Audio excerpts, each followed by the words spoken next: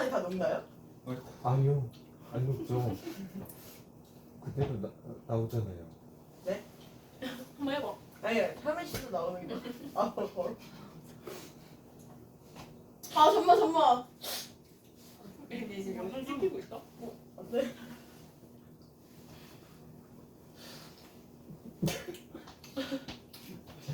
시작을 해야 되는데, 자, 오늘은 아까 주제 얘기해 준 것처럼 16S RNA 시퀀싱에 대해서 이제 알아볼 거예요. 이름은 RNA가 들어갔는데 실제로 시퀀싱 하는 거는 DNA를 시퀀싱 합니다. 그래서 저도 이게 조금 궁금해갖고 찾아봤는데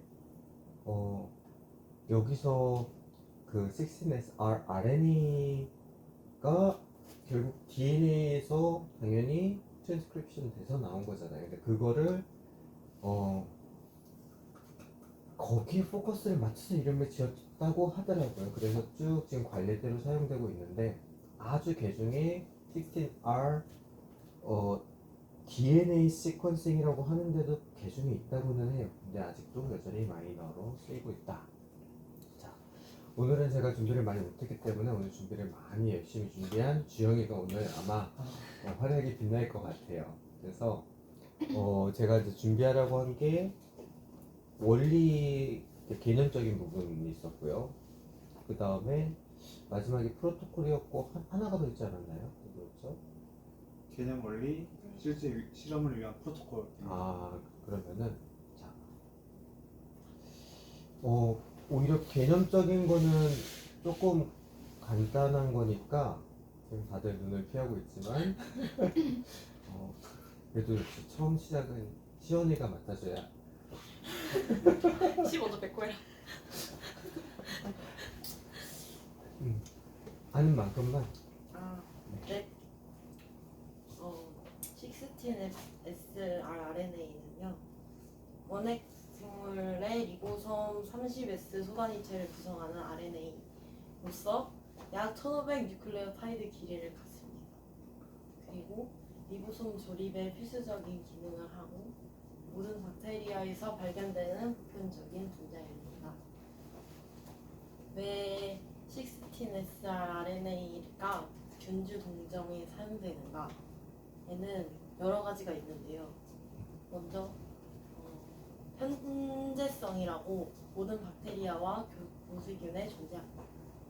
그리고 적절한 길이인 약 1500 베이스 페어로 계통학적 정보를 담기에 충분하고 시퀀싱하기에 적절합니다. 그리고 보존 영역과 가변 영역이 공존해서 보존 영역은 프라이머 설계를 때 이용이 되고 가변 영역은 종 부분에 사용이 된다고 합니다. 보존 영역과 가변 영역이 뭔가요?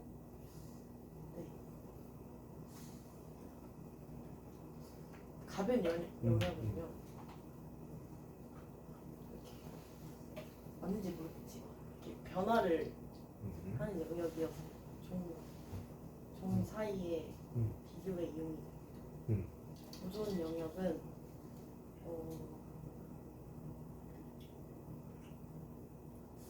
보존되는 영역이긴 한데 근데 맞아요. 네. 정말 그 말이 맞아요. 네, 유전자가 보존된 영역이어서 그래서 이따가 조금 다뤄볼 거긴 하지만 그 보존 영역 중에서 거의 모든 박테리아가 동일하게 갖고 있는 부분들이 있어요. 그럼 거기는 정말 나중에 DNA를 증폭시킬 때 정말 키가 되는 파트가 되겠고, 그래서 거기에 대한 부분도 간단하게 다뤄볼 거예요. 그러면은 시원이가 되게 많이 커버를 해줬어요. 그러면은 이어서 그러면 은영이가 사실 거의 다 얘기는 했는데 남은 그 원리 부분만 조금만 더 그러면은 추가를 해줄까요? 일단 좀 전에 언급했듯이 일단 16S 리보소멀 RNA는 보존 구간과 가변 구간이 번갈아서 나오는 구조로 이루어져 있어요. 그래서 총 1.5 킬로 베이스 페어 정도인데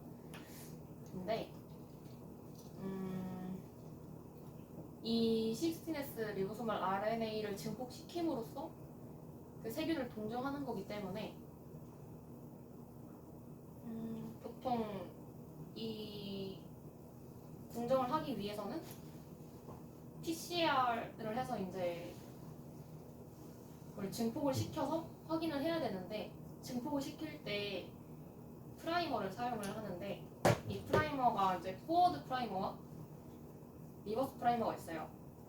이게 이제 말 그대로 앞쪽에 붙는 프라이머와 뒤쪽에 붙는 프라이머라고 해서 그 프라이머 사이에 있는 서열만을 증폭시키는 원리인데, 이 보존 영역이 세균마다 박테리아마다 거의 동일하다 보니까 생존에 필요한 영역이라서 진화적으로 중요한 기능이라서 이제 세균마다 큰 차이가 없기 때문에 보통 프라이머를 이 서열에 결합을 해요.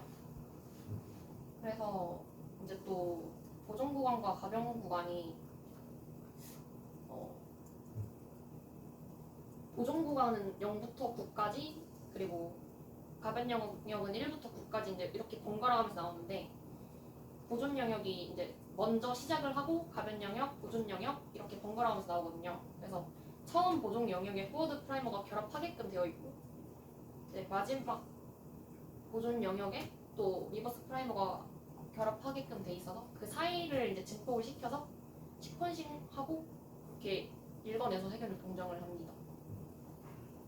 네, 잘 설명해줬어요. 거기서 사실 오늘의 메인 개념들은 다 나왔는데, 아마 이 미생물학을 안 들었으면은 아직 소리랑 채연이는 조금 어려운 부분이 당연히 있을 거예요. 이렇게 없었나요? 아니. 그래서 그런 부분들을 우리가 사실은 또 배웠더라도 한번 되짚어봤을 때 생각보다 이제 아는 거에 빈틈들이 이제 있는 경우들이 있어요. 그래서 처음을 소리랑 채연한테 개념적인 걸 물어봤으면 좋았을 텐데 제가 이거는 조금 미스를 했네요. 그래서 혹시 둘은 PCR이라고 혹시 들어본 적이 있나요? 그러면은 PCR 개념을 아는 만큼만 채연이랑 소리랑 한번, 채연이가 먼저 설명해보고 만약에 조금 더 보충할 게 있으면 소리가 한번 해줄게요. PCR이 어떤 걸까요? 근데 저는 단순히 진짜 들어만 봐가지고 PCR이 그냥 특정 코로나 때문에 코로나 때 쓴 것처럼 그 맞아, 특정 네, 맞아, 그때 많이 썼죠. 네. 특정 그 걔를 음. 이제 증폭시키는 수단이라고 음. 알고 있어가지고 아, 사실 네, 맞아, 개념적으로는 맞아요. 그럼 소리가 혹시 조금 더 아는 게 비슷한 것 같긴 한데. 저도 네. 코로나 때 PCR 검사라고 자주 많이 썼죠. DNA 제한 음. 생화학적 복수.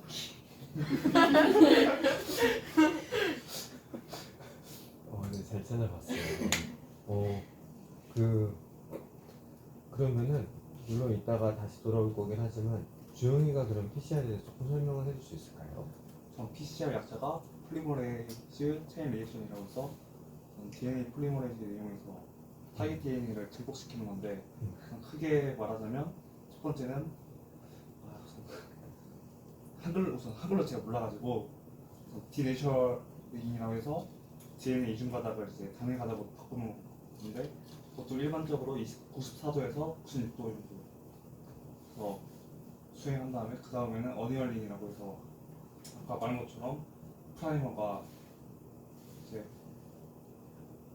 프라이머 시퀀스에 해당하는 뭐라 해야 되지, 이걸 하면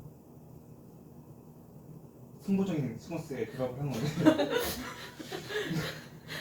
보통 이것도 한 60도 정도에서 하지만 이게 일반적으로는 이게 DNA나 RNA는 ATCG로 이루어져 있으니까 보통 CG 레이셔에 따라서 가변적으로 붙일 수 있고, 그 다음에 익스텐션이라고 해야 되나 아니면 엘롱게이션이라고 하는데, 이거는 똑같이 프라이머가 붙으면 이제 PCR의 재료인 DNTP를 넣어서 이제 증폭시키는 단계입니다. 오, 네, 꽤 많이 설명을 잘 해줬어요. 그러면은 혹시 시원이가 거기 혹시 추가할 게 없을 거? 너무 잘 설명해서 와 이거 아니면은 은영이가 조금 혹시 더 할 게 있을까요? 혹시 어떤? 예, 안. 그래서 꼭 일단은 어디를 뒀죠? 그 일단 처음에 변성 단계에서 이제 또 이게 진짜 말 그대로 디네이처가 딱 변성이거든요. 원래 더블 스트랜드인 DNA를 온도를 세게 이제 가열을 해주면서 이제 싱글 이제 상부적인 결합으로 돼 있으니까 이걸 열 충격이라고 해야 되나? 어쨌든 열을 줘가지고 이걸 싱글 스트랜드로 이제 분리를 시키는 단계예요. 이제 분리를 시키는데 이때 이제 GC 페어가 수소 결합이 이제 더 강하잖아요. AT 결합보다. 그래서 이제 이 GC 결합이 많으면 많을수록 더 온도를 높은 온도에서 PCR을 디네이처 단계를 진행을 해야 돼요. 디네이처레이션 단계를. 그 다음이 프라이머 결합 단계인데 이제 프라이머의 싱글 스트랜드에 프라이머가 결합을 해야 되니까 온도를 좀 낮춰줘야 돼요. 그래서 온도를 좀 낮춰주면은 프라이머가 결합을 하게 되고 이제 그 다음에 이제 익스텐션 단계인데 익스텐션 단계에서는 그 PCR 튜브 안에 DNTP라고 염기라고 생각하시면 편할 것 같은데 ATCG의 염기가 각각 들어있는 거거든요. 그래서 DNTP와 택 폴리머레이즈라고 열에 강한 폴리머레이즈가 있어요. 그래서 그 프라이머 부위에 택 폴리머레이즈가 결합을 해가지고 이제 DNA가 길어지는. 네, 이제 16S rRNA 부위에서는 이제 이 균을 동정할 때는 보통 1.kilo 베이스 페어를 아예 전체적으로 다 동정을 한다고 하더라고요. 그래서 처음 딱 첫 번째 보존 구간에 결합하는 포워드 프라이머, 마지막에 보존되는 마지막 보존 영역에 해당하는 프라이머 결합하는 프라이머를 이제 넣어가지고 그 영역 전체를 이제 PCR을 통해서 증폭을 시킵니다. 오케이. 자, 너무너무 설명을 잘해줬어요.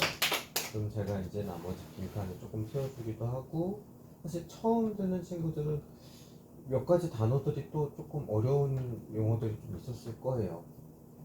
우선은 기본적으로 DNA는 4digit으로 된 이제 약간 암호같이 돼 있는데, 결국 아까 얘기한 ATCG라고 표현하는 DNA의 각각의 요소들이 배열에 따라서 정보들을 함유하고 있거든요. 요 내용은 그래도 조금은 알고 있죠. 생물학에서 아마 초반에 볼 때 코돈이라는 개념을 배우긴 했었을 것 같아요. 세 개의 그 염기 서열에 따라서 암호화하고 있는 아미노산이 결정된다라고 하는 내용들을 조금 알수 것 같은데, 근데 DNA를 복제한다 그러면은 사실 먼저 떠오르는 거 우리가 세포 분열하는 거를 생각할 수 있을 것 같아요. 그렇죠? 우리 지금 몸에서도 계속해서 세포 분열이 일어나고 있고요. 세포 분열할 때는 그 전체 DNA를 다 복제해내는 거거든요. 근데 이 기술은 이해로는 다 됐는데 우리가 실제로 사용하게 된 거는 생각보다 역사가 되게 짧습니다. 왜냐면 이거를 실제로 사용하려고 하니까 문제가 뭐가 됐냐면요. 대부분의 세포에서 작용하는 단백질들은 60도만 넘어가면은 작동을 못해요. 왜냐면은 우리 몸에 있는 단백질들이 그렇게 설계가 되어 있어요. 아까 DNA 이중 나선 구조로 되어 있는데 그것만 뜯어내는데도 90도가 넘거든요. 근데 그럼 당연히 단백질들은 다 엉망진창해서 사용이 못했다가 이게 언제부터 사용을 할 수 있게 됐느냐? 이게 박테리아와 관련되어 있습니다. 박테리아 연구하는 팀들이 어떤 박테리아를 찾았냐면요. 열수공이라고 혹시 바다에 있는 화산지대 근처에서 뜨거운 물이 뿜어져 나오는 곳이 있어요. 그러면 거기는 화산에 있는 용암과 가까워서 아주 뜨겁게 달궈진 100도 이상의 엄청난 고열이 뿜어져 나오는 곳이에요. 당연히 생명체가 잘 보이지가 않는데 과학자들이 거기서 뭘 연구해봤냐면요. 설마 이렇게 뜨거운 공간에서 살아있는 생명체가 있을까? 라고 해서 거기를 박테리아 연구를 해봤는데 놀랍게 박테리아가 거기서 번듯하게 살고 있는 거예요. 어떻게 이렇게 단백질은 60도 이상 가면은 작용이 보통 멈추는 걸 우리가 알고 있는데 거기는 100도 이상이거든요. 근데 거기서 멀쩡히 살고 있다는 거는 분명히 우리가 아는 상식에서 많이 벗어난 거예요. 그래서 그 박테리아를 연구를 하기 시작합니다. 그랬더니 놀랍게도 그 박테리아에는 단백질이라든가 이런 거 이룰 때 제가 조금 오래돼서 기억이 가물가물하긴 한데 황 구조를 많이 갖고 있으면서 열의 내성을 갖는 구조들을 갖고 있는 단백질체들을 많이 갖고 있었어요. 근데 이제 여기서부터 이 PCR이 개념이 적용되기 시작한 게 뭐냐면은 뜨거운 열에서도 멀쩡히 작동하는 단백질이 있다? 이건 정말 대박이었죠. 그래서 그 박테리아가 자기 DNA를 복제할 때 사용하는 그 폴리머레이즈를 가지고 추출을 해서 그거를 우리가 효소를 사용하는데 그럼 이걸 어떻게 사용하느냐? 이게 신기하게 이 효소는 낮은 온도에서는 잘 작동을 안 해요. 높은 열에서 설계가 됐다 보니까 아까 처음에 잘 설명해 준 것처럼 높은 온도를 조절해서 DNA의 그 이중 가닥을 풀어주고요. 그 다음에 이 둘이 떨어졌을 때 프라이머까지 붙였어요. 자, 이제 효소가 작동을 해야 돼요. 그러면은 붙은 상태에서 온도를 조금 떨어졌다가 다시 이렇게 올려주잖아요. 온도를 제가 기억이 조금 가물가물한데 90. 네, 그 온도 조절을 하면은 단백질이 활동을 하고 온도를 떨어뜨리면 단백질 활동이 다시 멈췄다가 다시 온도를 높여주면 다시 얘가 활동을 하고 이거를 우리가 이 효소가 DNA를 복제하는 작업을 우리가 컨트롤할 수 있게 되는 거예요. 온도를 조절을 통해서. 그러다 보니까 한 번 복제하는 걸로는 사실 티도 안 나요. 우리가 박테리아에서 아무리 순수한 박테리아 DNA를 추출한 걸 가지고 거기서 어떤 타겟, 지금 같은 경우 16S RNA를 만드는 구조인 그 DNA를 한번 트랜스크립션이 쪽 이러는 다음에 그거를 복제했다. 자, 이제 이걸로 연구하자는 사실상 거의 불가능합니다. 반복적으로 이 작업이 필요해요. 근데 그걸 어떻게? 온도 조절을 통해서 높였다가 낮췄다가 높였다가 낮췄다 하면은 자동적으로 반복적으로 계속해서 DNA를 복제해 주는 거예요. 이 과정을 통해서 우리가 타겟하는 DNA를 과량으로 생산할 수 있게 만드는 이게 EPCR의 아주 핵심적인 요소입니다. 이렇게 하니까 조금 개념적으로 조금 이해가 될까요? 그래서 이거는 다양한 부분들을 증폭시킬 수 있는데 우리가 코로나 바이러스에 걸렸을 때는 코로나 바이러스에 해당하는 DNA 파트를 증폭시키는 거였고요. 지금은 박테리아에서 우리가 특별히 보고 싶어 하는 리보솜을 구성하는데 거기서도 소단위의 특정 부분을 우리가 증폭시키겠다. 이 개념을 보시면 되겠습니다. 아까 프라이머도 얘기를 잘해줬는데 1500 베이스 페어라는 거는 아마 잘 알겠지만 그 베이스라는 게 DNA를 구성하는 그 네 가지 요소예요. 근데 그게 하나만 띵 있는 게 아니라 DNA는 이중으로 구성되죠. 그래서 꼭 페어로 존재해요. 이 페어가 하나의 단위의 1 베이스 페어. 근데 그게 몇 개? 1500개 이루어져 있다. 그럼 1500개는 이것도 좀 개념이 최근 들어서 좀 재밌어졌는데 뭐냐면은 1500 베이스 페어를 읽어냄으로써 얘는 무슨 박테리아야 이렇게 딱 정해지는 거는 꽤 좋아요. 좋은데 1500 베이스 페어가 과거의 DNA를 읽어내는 방식에서는 적당했거든요. 종을 구분하기도 좋고 1500 베이스 페어 읽어내는 거 그렇게 무리는 아니었었어요. 대신에 기존에 있던 DNA 시퀀싱 방법, 그 생어 시퀀싱이라고 보통 그 이름을 따서 얘기를 하는데 그거는 DNA를 하나하나씩 읽어준다고 생각하면 편해요. 근데 생각보다 기술이 아마 그렇게 오래 안 된 걸로 아는데 제가 몇 년 전에 나온지는 모르겠는데 혹시 Next Gen Sequencing이라는 거 혹시 들어봤나요?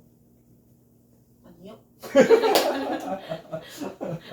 혹시 그러면은 아까는 이제 은영이가 먼저 아니다. 아까 주영이가 먼저 했으니까 혹시 은영이가 넥스트 진 시퀀싱에 대해서 아는 거 조금만 설명 혹시 아는 만큼만 지금 준비가 안 돼 있으니까. 아, 이거를 배웠었는데 그 일루미나라고 하는 건데 혹시 어느 시간대 배워요 이거? 이거를 거의 분자생물학 때 거의 다 배워요. 경자생각 때 네. 배워요? 오. 저안 들었어. 음. 그거 들어야 돼. 일루미나는 안 보고 세모 시퀀싱만 봐. 혹시 기억나세요 일루미나? 일루미나 대충 그냥 알는 거는 그 웰이라 해야 되나? 있는데 그 안에 약간 링커가 있어가지고 링커 좀 박아놓고 이제 샘플을 막 다 넣어주면 이제 링커에 맞는 시퀀스가 이제 드롭해서 대충 시퀀스를 읽는 방식밖에는 제가 기억이 안 나서. 그 가장 키가 되는 건 뭐였냐면요. 아까 같은 경우에는 전체 DNA를 하나하나씩 읽어내는 방식이었다 그러면 이번엔 거꾸로 이 DNA를 합성하는 방식이에요. 근데 합성하는데 그럼 왜 합성을 합니까? 이 힘든 걸 합성하는 좋은 게 뭐냐면요. 각각의 4가지 베이스 페어가 하나하나씩 붙어가면서 합성이 될 거 아니에요. 근데 4가지 베이스 페어마다 시그널을 나타낼 수 있는 걸 다르게 붙였어요. 합성이 될 때마다 그 시그널을 통해서 그 다음에 A, T, C, G 중에서 하나하나씩을 바로바로 알 수 있다 보니까 이 넥스트 제너레이션 진 시퀀싱이 아니라 넥스트 진 시퀀싱이에요. 제너레이션 시퀀싱이었던 제너레이션 걸로 시퀀싱. 네. 다 차세대 시퀀싱이라고 그러면 얘기를 할게요. 해볼게요. 차세대 시퀀싱에서는 이 합성하는 기술이 왜 획기적이었냐면은 그전에는 한 가지 진을 읽어냈는데 지금은 수십에서 수백만 가지를 동시에 읽어낼 수 있다는 게 어마어마한 장점이에요. 정말 말도 안 될 정도 기술의 진보가 일어난 건데 아직 그 기술에 한 가지 딱 단점이 하나가 있다 그러면은 비용은 오히려 저렴하다고도 표현해요. 왜냐면은 100만 개를 생어 시퀀싱을 하는 것보다 이게 한 번에 끝내다 보니까 그렇게 하면 훨씬 싸게 되는 거고. 단점 혹시 하나가 아는 게 있을까요? 그냥 배울 때는 인간의 지nom을 커버 못한다고 없게. 그래서 아, 그 관련이 있어요. 이 가장 큰 단점을 꼽히는 건 뭐냐면은 한 번에 읽어낼 수 있는 게 되게 한 번에 수백만 개를 읽어낸다고 그랬잖아요. 근데 하나하나 읽어낼 수 있는 그 길이가 짧아요. 이게 한계예요. 그래서 지금 1500 베이스 페어를 읽는 데는 문제가 있습니다. 한 500 베이스 페어 정도로 제가 알고 있어요. 그러다 보니까 지금 차세대 시퀀싱 기법을 적용할 때는 우리가 지금 보는 16S RNA의 그 1500 베이스 페어를 보지 않고 그 사이에 있는 variable region 3번, 4번이라고 이제 1번부터 아까 전에 9번까지 있다고 했잖아요. 거기서 다 있는 게 아니라 3번만 4번 딱 거기만 잡아갖고 거기만 있는 게 지금 현재 추세예요. 그걸 통하면은 장내 미생물, 우리 토양에 있는 모든 미생물을 한꺼번에 읽어내는데 아주 좋지만 이거의 단점은 짧게만 있다 보니까 이게 충분하게 이게 무슨 종인지 내지는 다른 종인데도 불구하고 딱 그 부분만 봤기 때문에 분간하기가 조금 어려운 면이 있다고는 해요. 자, 그럼 여기까지 하면은 개념과 원리는 쭉 대부분 커버를 한 것 같고요. 프로토콜은 한번 얘기를 해볼 텐데 제가 프로토콜 쪽을 오늘 준비를 못하고 보지를 아예 못했어요. 그래서 저는 그냥 제가 실험했던 거 이렇게 더듬더듬 기억하면서 얘기할 텐데 그래서 여러분들이 많이 도와주셔야 돼요. 자, 프로토콜 다들 어느 정도 찾았을까요? 찾은 것 같으면은 자, 그러면은 지금 저랑 눈을 안 맞추는 사람이 한 명 있는데 그 소리부터 해갖고 한번 그 프로토콜을 한 번에 다 설명하는 게 아니라 앞부분부터 해갖고 중간중간 연결 돌아가면서 한번 얘기를 해볼게요. 자, 소리가 그러면 이제 앞부분 한번 조금 설명해 줄 수 있을까요? 찾은 것들 그냥 하나하나씩 읽어주면 돼요. 일단 실험 재료는 배양된 세균. 배양된 세균이야? 세트랑 원심 분리기, 마이크로 튜브, 피펫이 있고요. 첫 번째로 균을 피펫 튜브로 긁어서 튜브에 넣고 리시스 버퍼, 라이시스 버퍼라고 라이시스 하면 될 거예요. 버퍼 섞어서 세포를 파괴시키고 거기에는 단백질 분해 효소가 포함되고요. 그리고 열 처리를 시킨 뒤에 스핀 칼럼을 넣고 원심 분리해서 DNA만 통과시킵니다. 그리고 일루션 버퍼로 DNA를 수득합니다. 제가 썼던 방법은 살짝 달라갖고 지금 그럼 거기까지 한번 끊어볼게요. 지금 하는 소리가 딱 다른 내용이 뭐냐면은 DNA 추출법이에요. 박테리아에 있는 DNA를 우리가 얻어내야 되는데 그냥 박테리아를 갈아서 실험하면은 안 되는 이유가 있어요. 혹시 한번 이런 것 때문에 안 되지 않을까 혹시 얘기할 수 있는 사람 있을까요? 그냥 갈아도 DNA는 나오긴 하거든요. 물론 가는 게 그냥 믹서기 정도가 아니라 훨씬 강한 걸로 갈긴 해야 되는데. 들어있는 효소가 문제가 되지 않을까? DNA를 파괴할 수 있는 종류의 효소가 생각보다 되게 많아요. 또 다양한 종류에서. 근데 그거를 컨트롤을 안 해주면은 분석하기 전에 DNA가 다 망가져 있어요. 그래서 DNA 분석하거나 RNA 분석할 때 보면은 일반 물도 쓰면 안 돼요. 물을 비싼 물을 따로 구입해야 되는데 그 물에 뭐라고 적혀 있냐면요. DNA하고 끝에 아제 내지는 AS라고 붙는 DNAs, RNAs free라고 적혀 있는 물을 따로 구입해요. 그 얘기는 거꾸로 말하면 우리가 그냥 쓰는 물에 그런 게 들어있을 수도 있다라는 말이 되는 거니까. 그래서 아까 전 소리가 얘기한 것처럼 셀을 깨주고 DNA가 나왔는데 그 DNA를 얻기 위해서 지금 한 방식이 DNA만 잡아줄 수 있는 컬럼을 사용한 거예요. 근데 그 컬럼을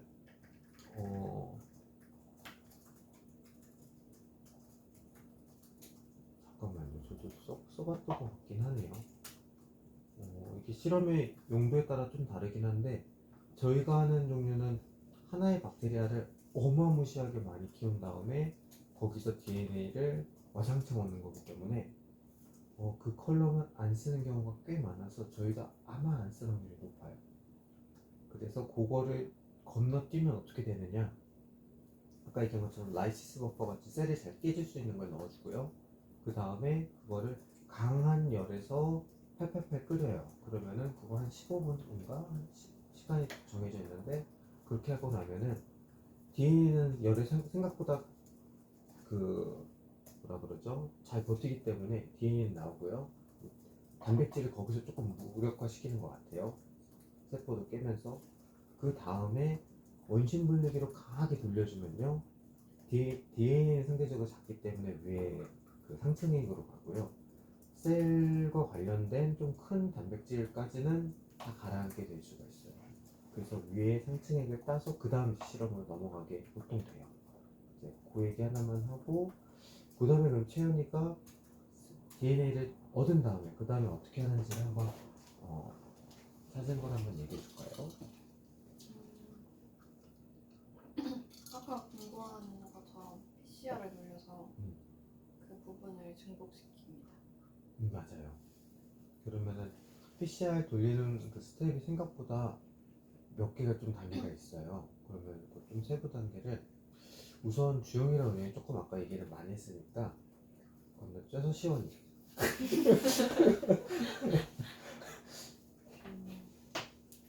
일단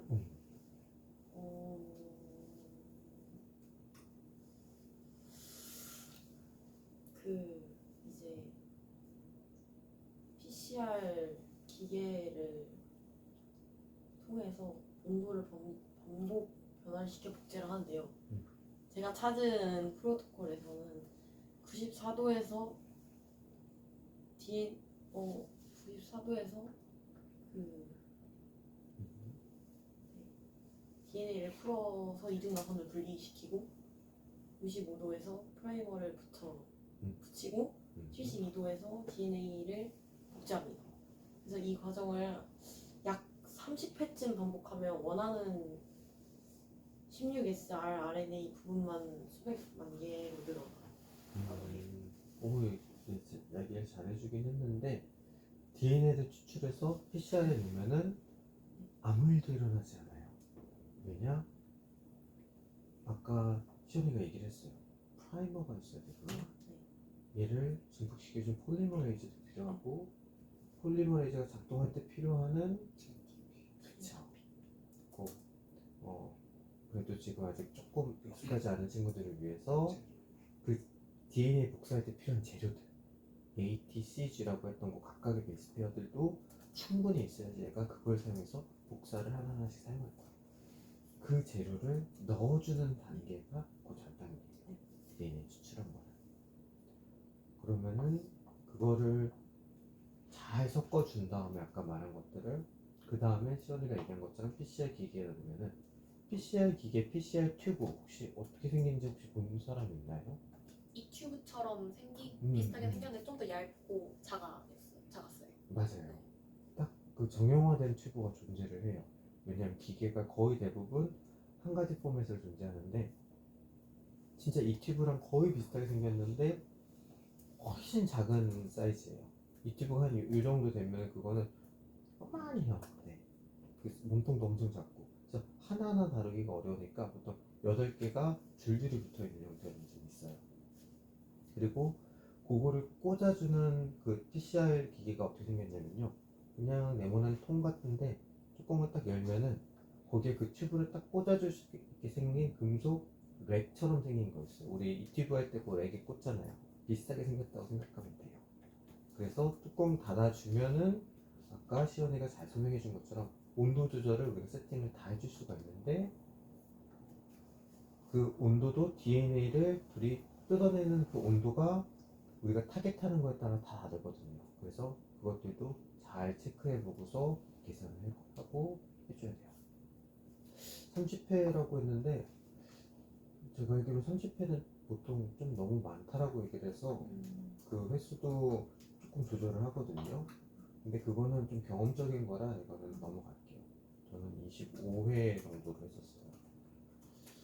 그리고 그거를 PCR을 다 돌렸어요. PCR에서 엄청나게 DNA가 많이 증폭이 됐을 거예요. 그럼 끝났냐? 아니요, 아직 안 끝났어요. 그 다음 내용이 존재합니다. 그거를 주영이가 그럼 이번에 한번 해줄래요? PCR을 통해서 애플리케이션 되면 그거를 이제 DNA 시퀀싱을 위한 라이브러리를 제작합니다. 라고 논문에 나왔습니다. 아니 컨셉은 맞아요. 맞는데 그 전에 있는 스텝이 사실 하나가 있거든요. 그럼 그 스텝을 아가로지 계를 통해서 전기용동 한 다음에 이제 적절한 사이즈인지 충분히 이게 증폭이 되는지 확인하는 절차. 맞아요. 거기 하나만 더 추가를 혹시 은행할 수 있을까요? 하나만 더 하나가 더 일단 그 서열이 1.5 킬로 베이스 페어라는 걸 이미 알고 있으니까 이 PCR 돌린 거를 이제 전기용동을 통해서 이게 제대로 나왔는지를 확인을 먼저 해줘야 되는데, 전기용동을 돌릴 때 일단 필요한 게 이걸 눈으로 확인을 해야 되니까 ETBR이나 이제 염색을 해줘야 돼요. 근데 ETBR은 이제 DNA 상에 끼어 들어가는 플루오레센스라고 생각하면 되는데 이게 항암물질이 아니라 그 발암물질이니까 화합물질 너무 좋은 건데.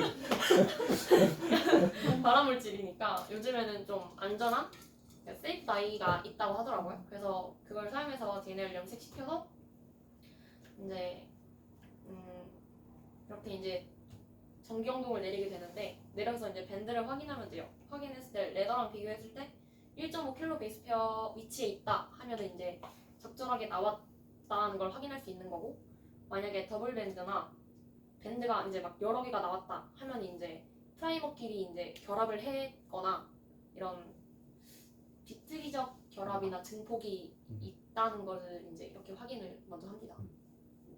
맞아요. 지금 얘기 너무너무 잘해줬는데 또 소리랑 티연이가 조금 이제 소화할 수 있게 얘기를 조금만 더 해줄게요.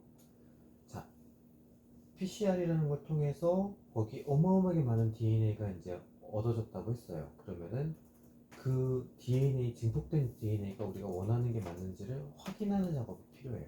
왜냐면은 꼭 이론적으로 여기가 증폭되니까 이게 나왔을 거야 라고 하지만 실제로 봤을 때 아닌 경우들이 가끔씩 생겨요. 그래서 그거를 확인하는 방법이 무엇이냐? 전기 영동이라는 건데, 자, 전기 영동은 들어보는 사람, 전기 영동. 우선 당연히 은영이랑 주영이 날 것 같고 시원이랑하고 올리다가 있는 거예요? 아니 아닙니다. 아니에요. 아니에요. 아니 전기 영동을 못 들어본 걸까요? 3학년인데 시험 보잖아. 들었죠. 해보기까지 했는데 정말 기억이 안 나고 이렇게 걔를 이렇게 하지 않나? 내가 이렇게. 콤보 나 그것도 넣어봤어. 근데 원리를 하면 실험만 하면 뭘? 원리가 이게 이거 극을 설명하면 백본. 그때 확실히 했는데 플러스 마이너스 걸 설명하는. 플러스 마이너스요. 포스트. 여기가 잘하시네. 그래요. 그러면은 우선 아 이거 너무 수치스러워요. 전기 영동을 알아야 돼요. 지금 3학년 이거는 좀 그래요. 그러면 그거는 제가 특별히 시연이를 위해서 숙제를 내줄게요. 전기 영동을 공부해서 한번 근데 이거는 알아야 되긴 해요. 근데 오늘 워낙 다양한 걸 커버를 많이 했으니까 이건 잠깐 패스를 할게요. 근데 큰 개념만 설명해 주면은 DNA를 사이즈별로 우리가 분리해낼 수 있다는 거예요. 분리해서 그 사이즈가 우리가 원하는 사이즈의 DNA가 있는지 없는지를 따로 스탠다드를 옆에다 놓고서 사이즈 비교를 통해서 알 수 있는 방식이에요. 아까 말한 것처럼 1500짜리가 나와야 되는데 1500이 아니라 더 작거나 더 큰 게 나왔다면 엉뚱한 게 복제됐을 가능성이 아주 높단 말이에요. 이제 그런 거를 한번 확인하는 작업. 그리고 사실 두 번째 스텝이 하나가 더 있는데 뭐냐면은 아까 전에 PCR 돌릴 때 우리 뭐 넣었어요 안에다가? DNA, 박테리아 DNA도 잔뜩 들어가 있고요. 그 안에서 복제된 것들도 있지만 또 거기다가 복제할 때 필요한 다양한 베이스도 넣고 오만 개 사실은 짬뽕처럼 잔뜩 있단 말이에요. 이걸 그대로 자 시퀀싱 해주세요 하면은 높은 확률로 제일 많은 게 시퀀싱이 되겠죠? 하지만 그게 시퀀싱에 실패할 가능성도 높아요. 그래서 불필요한 것들은 제거해주는 작업이 클린업 단계가 존재를 합니다. 클린업도 방법이 여러 가지가 있어서 요새는 클린업 키트가 따로 있어서 아주 간단하게 할 수도 있어요. 근데 과거에 했던 방식은 아까 전기영동이라는 걸 통해서 DNA를 쭉 분리시킨다 그랬는데 그때 우리가 알고 있는 1500짜리 베이스 페어가 나오는 그 부분을 따로 그 개를 자른 다음에 그럼 거기에는 그 DNA밖에 없단 말이에요. 개를 다시 DNA를 거기서 추출한 다음에 그거를 분석하기도 합니다. 그래서 이 내용까지 알면은 큰 개념 자체는 다 한번 다뤘어서 지금 우리가 균주가 꽤 이제 많아지고 있어요. 많아지고 있어서 소리가 조금 생각보다 이제 일찍 끝나니까 이번에는 못할 수도 있기는 한데 지금 우리가 엄청 많이 만들었잖아요. 이거를 지금 제가 계획하는 건 뭐냐면은 이 모든 균주를 다 이 16S RNA를 분석하는 거는 비용도 너무 많이 나오고 효과적이지는 않는 방식이에요. 그러면 다른 팀들은 어떻게 했느냐? 예전에는 그냥 이렇게 나오는 균주들을 다 스크리닝을 했어요. 우리도 지금 어느 정도는 스크리닝 하려고 해요. 근데 이 방식의 문제는 뭐냐면 이렇게 해서 스크리닝 했을 때 기존에 알려진 항생제가 나올 확률이 높단 말이에요. 그래서 뭔가 다른 아이디어 내지는 전략이 필요한데 그 전략은 제가 지금 갖춰놓은 거고 그거는 나중에 이제 한번 같이 얘기해보고 디스커션을 할 건데, 그거 말고도 그 다음에 할 게 뭐냐면은 그 혹시 지난번에 말기라고 하는 질량 분석법 혹시 얼핏 기억나나요? 그걸 통해서 그 장치를 통해서도 박테리아 균주에 대한 정보를 많이 얻어낼 수 있다 그랬는데, 그걸 통해서 지금 우리가 한 사람의 아마 이번 여름방학 동안 제가 이제 대충 기대하는 게 한 150균주 정도는 아마 얻을 수 있을 거라고 지금 이제 기대를 하고서 하는데, 150균주를 그 말기에다가 하면은 훨씬 저렴한 비용으로 한꺼번에 복합적으로 분석이 가능해요. 그걸 통해서 최대한 중복되는 균주들은 한번 걸러내는 작업이 들어갈 것 같아요. 그 다음에 중복되지 않는다고 확정된 것들에 한해서 16srRNA 시퀀싱을 한번 해보려고 합니다. 그래서 이제 이런 것들 좀 알고 있으면 좋을 것 같고요. 나중에 한번 유전자 관련된 일이니까 워낙 이 시퀀싱 기법은 생명과학 쪽이면 정말 너무너무 많이 써요. 많이 쓰다 보니까 약간 기본 툴 같은 거예요. 그래서 한번 이런 거는 꼭 달아보면 좋을 것 같아서, 그거는 나중에 한번 제가 꼭 기회를 만들어 보도록 하겠습니다. 이건 방학 때 안 되면은 그래도 지금 여기 다는 아닐 수도 있겠구나 얘기를 그래도 지금 상당수 많은 학생들이 2학기에도 학부 영상을 계속 이어서 하고 싶다고 얘기를 해줬거든요. 그래서 안 되면 이제 2학기 할 때 그때 한번 조금 해볼 수 있는 거 한번 찾아볼게요. 그러면은 오늘은 여기까지 하겠습니다. 수고 많았습니다.